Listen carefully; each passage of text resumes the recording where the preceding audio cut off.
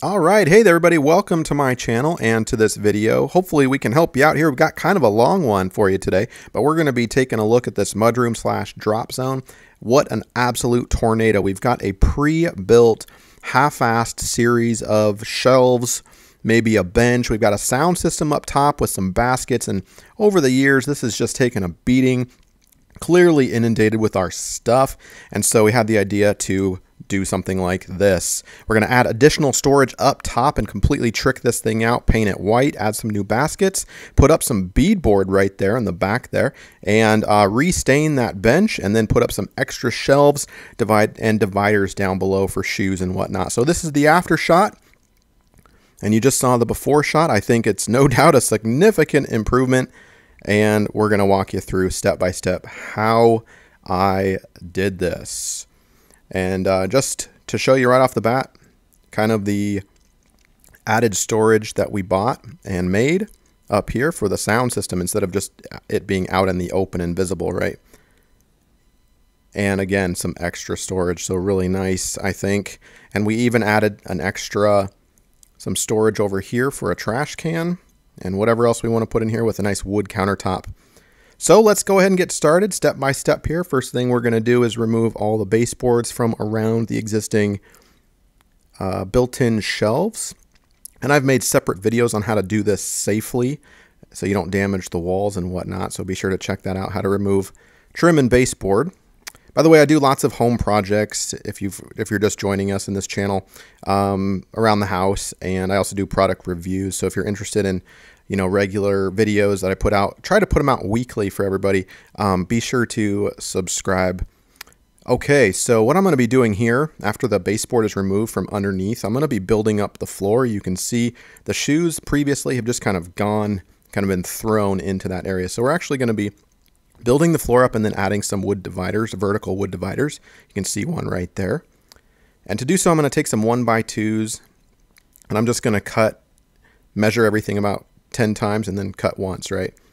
And then we're going to put some face trim up that matches the existing face trim, which is basically 1x2s. And I'm just going to the hardware store and getting some matching wood.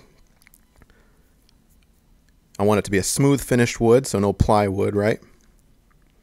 And I'm measuring everything and cutting it all down to size. Basically the brown trim and everything that you see is brown is the existing stuff that was there, and all the unpainted wood is the new stuff that I'm putting in.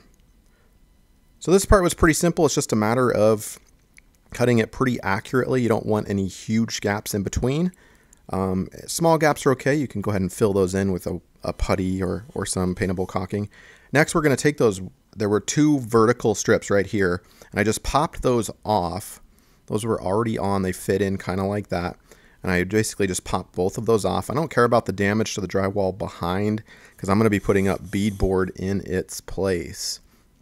But first I'm going to take those existing 1x2s and I'm going to take this router here. And I've made separate videos on how to use it. If you've not used a router before, check that out. You can search for it in my channel. It's pretty cool. Just a handheld router. Amateur, novice, beginner can use this without too much problem. So what I'm going to be doing is basically making a beveled edge on both of these existing 1x2s. And that's just for added effect. I want it to be a little bit more aesthetically pleasing. Looks like it's a little more custom made. So there it is, the beveled edge. And I'm going to do that along one side of each of those 1x2 strips. And those are going to serve as the outermost layers that are going to basically cover up the beadboard that I'm going to do next. So that's kind of what it looks like. I don't care about the color right now. I'm going to be painting over all this stuff. So I'm just going to reuse the wood. Now here's the beadboard that I'm using. I went to the hardware store, picked up a big 4x8 sheet. That certainly did the trick in terms of sizing. Pretty simple cut. And I'm going to sand that down just a little bit. And we're going to come back to that beadboard in just a minute, but I wanted to show you real quick and skip to a different part of the project, which is dealing with all of this, the sound system that was kind of up there on top. So we went to the store also and we bought these kind of pre-finished wooden cabinets. And this is what we're going to be using for additional storage on the top of the built-in shelves that were already there. And so to do that, I have two of these things, and I'm going to be putting up some backing for the crown molding. We're going to be doing that in a later step. And before I put those up, there's kind of a look at what it looks like with both units on top. And obviously I tested for weight to make sure it was heavy enough, and I added extra screws into the existing stud, so there's no doubt that it's super secure and can handle all the weight. And to get that matching width-wise perfectly, I had to add a little spacer. So I took a 1x2 in my table saw and basically cut that down just a little bit, and then I was able to basically put, you can see it there drying. There's a 1x2 with those braces. Let's get a closer look. There it is right there. I just glued that on there, and that ensures that when I put up the next cabinet to the left there, it's going to have a flush end with the built-in. So everything's flush, or it will be flush with the existing cabinetry that's on there. Here's a better look at my my backing for the crown molding that I'm going to be installing at the top. I wanted to put that in first before I got everything up there. Obviously, it was a little more difficult to access if you put it up there first and then try to secure those 1x2s up there.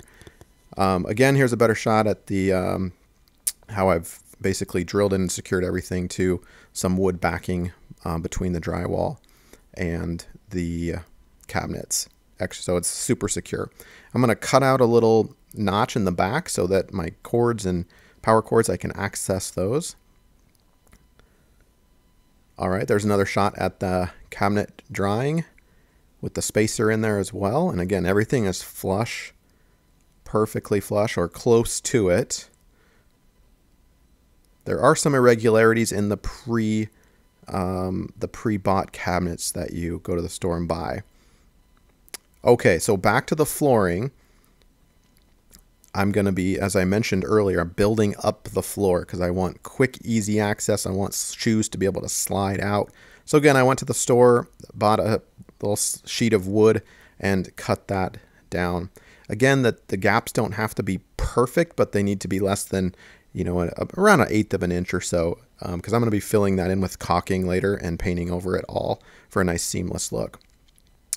Okay, to the beadboard. Sorry, I am skipping around just a little bit, but this is how I kind of approach the project over a couple of weeks' time because I'm working on this part-time, you know, and holding down the family the rest of the time here. So I'm going to cut that beadboard out to size, and then I'm going to take these strips that I used my with the beveled edge that I used my router for, and I'm going to kind of dry fit those in.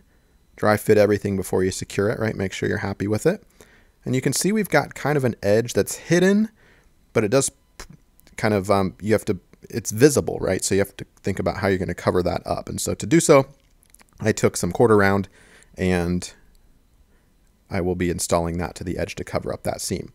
With that secured and everything kind of cut and secured to where it's supposed to be, I can go ahead and start using some patch or some paintable caulking and fill that in, all the gaps. And I use my brad nail gun, about 1 1/4 inch brad nails to secure everything, or maybe 5/8 brad nails depending on what it needed to protrude. For example, the beadboard wasn't really that thick, so I could use a shorter brad nail for that. Now for some more aesthetic appearance, I'm going to add some 1x2s vertically, and I'm not going to bevel those edges. Those are all just 90-degree cuts. And I'm going to secure those up like that. So I'll just give you an idea of what we're doing here. I'm going to be adding some baseboard to wrap around and tie into the existing baseboard. Now that was kind of a trick because I was using basically existing baseboard, leftover baseboard that I had from other projects. In fact, that was a piece of door trim that I used for that baseboard, and you'll see that a little later. So you might have to get creative. All right, in this step, I'm sanding everything down. There were some slight irregularities, and I added patch, so I wanted everything to be nice and flush. Now what you're seeing here is some deglosser. I'm getting really close to the priming and the painting stage, so to do so, I'm going to add some deglosser, and this basically is a way that you can bypass sanding down everything first. So I didn't sand everything down. All that stained dark wood that you have been seeing, I did not sand that down. I added deglosser to it, and then I bought some some stain blocking primer. This step is super important. Even though this is sealed wood already, I didn't want to mess around, so I bought this. You just saw the picture of that primer there, and I put about 3 coats of primer on everything. Again, I'm not messing around with stain bleeding through the paint later on or whatnot. So 3 layers of primer.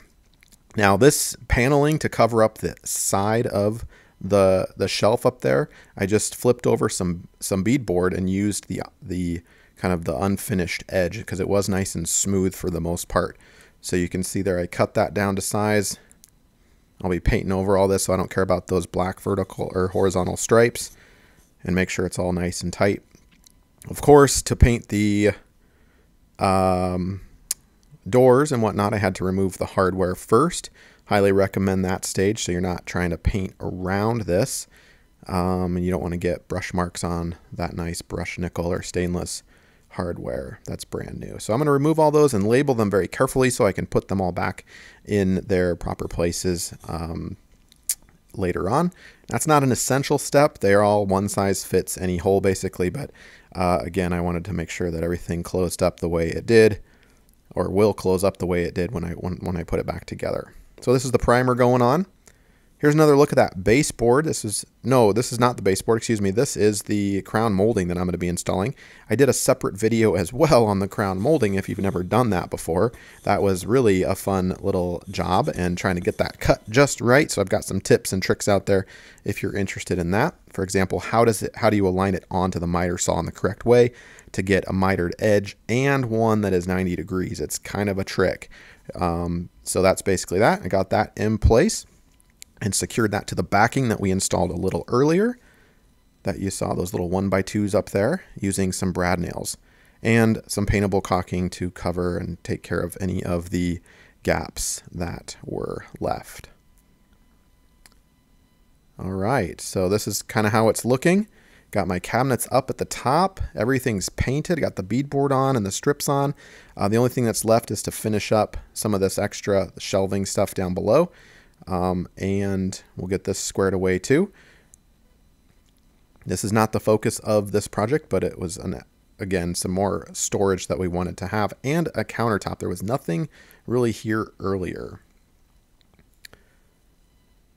So I used some beadboard to cover that side, so that's nice, and it kind of matches that beadboard right there. Thought that was a nice touch.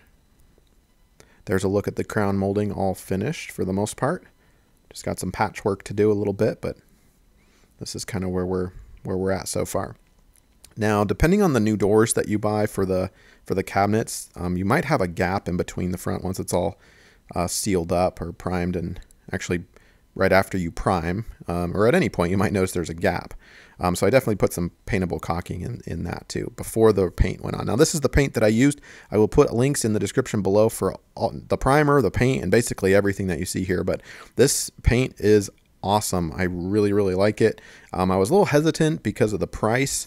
I think it was like, I don't know, 25 or 30 bucks for a quart.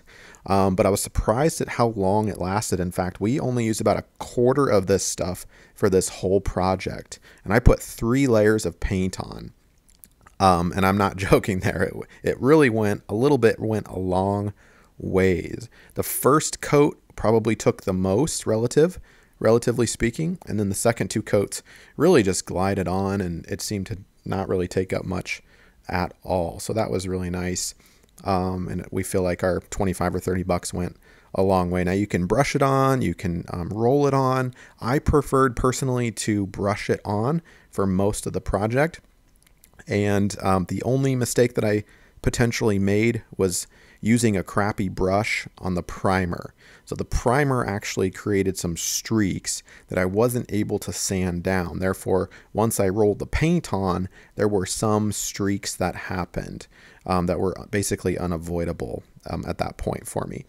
So I recommend, experimenting whatever you're comfortable with, and use high quality materials throughout. Now you can see some of the wood grain coming through. That is still a nice, it kind of is ambiguous, right? Like, are those brush strokes, or is it the natural wood grain? Here is a nice example of that. The doors, again, a lot of that natural wood grain coming through, kind of looks like some brush strokes too. In any case, I think it looks really good. I'm not really concerned with, you know, this being a bad paint job. Again, the paint is high quality and I definitely recommend it. Here's another shot at what things look like once we've got primer and paint on. Get up nice and close for you. I did another paint review video on this if you want more details on that paint. But basically I think you can surmise kind of the same, you can get the same conclusion from this video. A lot of the same shots there of the dried paint and what that looks like. So if you're thinking about like a cabinet renovation, kitchen cabinet renovation, this video might help you out as well. But definitely don't skimp on the paint. You want to go with a reputable brand, something high quality. And I think we got ours on Amazon, so it was pretty affordable. Okay, so some more shots here of the dried paint. And then once we're done looking at this, we're going to jump ahead back down to the kind of the shoe area of this project, because you can see my initial plan was to divide things up into 4 different kind of areas as opposed to 2. The original built-in had 2, and I divided it into 4. You can see there. So we're going to be adding some shelves here in just a minute. That was kind of a last-minute decision. But this is a look at the baseboard tying into the existing baseboard. And again, I used a piece of door trim too because of the situation I was in. Basically, the door trim kind of led into this, so it kind of made sense to use door trim as opposed to the floor baseboard to wrap around. It would have looked a little awkward. This is me removing the paint, tape, and securing the baseboard. So those 2 pieces right there are the same. That piece is the same also. And then this piece is that door trim. And that transition was a little hard. I basically cut the door trim off earlier and then painted it. So it doesn't look too bad unless you're actually, you know, looking at it up close. So here I am removing or replacing all the baseboard and securing that using brad nails. Of course, I'm going to replace all of the hardware once the cabinets are all primed and painted, and we're going to be putting in the hooks. Now, these hooks were in really good condition. We were happy with them. They're, you know, basically brand new brushed nickel, and I'll pop links down below if you're interested in something like this. I'll try to find a similar or the same hooks, but they're really sturdy and professional and strong, and I think they look great. So we're just going to be replacing those as opposed to buying new ones. So to do so, it's pretty easy. They drill directly into the holes. If you're drilling new holes, make sure obviously it goes into something wood and secure. You don't want to drill those into the back of the beadboard, for example, with no stud on the other side if you're doing a similar project. So get those nice and firmly installed. Here's what we're looking at so far. Okay, now we're going to be replacing or reinstalling the doors. Everything is painted and ready. And big question, what are we missing right here? A handle, right? So let me show you real quick how to do that. You're going to want to measure. I just have a T-square here, and I'm just going to measure down, kind of ballpark the middle of the, well, not ballpark, I measure to find the exact precise location that I want it to be in. And I have 3-inch hardware pieces that I picked up at the store. And again, I'll pop links down below. But we're going to pre-drill those from the outside in. That's important. You don't want to drill the opposite way because it does push through. As your drill bit pushes through, it might damage the wood on the other side. You could put a little piece of tape on the other side. That might help keep things intact. But that's basically it. Got those hardware handles installed. And I am going to be putting on some soft close. Where are they? Where are they? There they are. Some soft close, retro.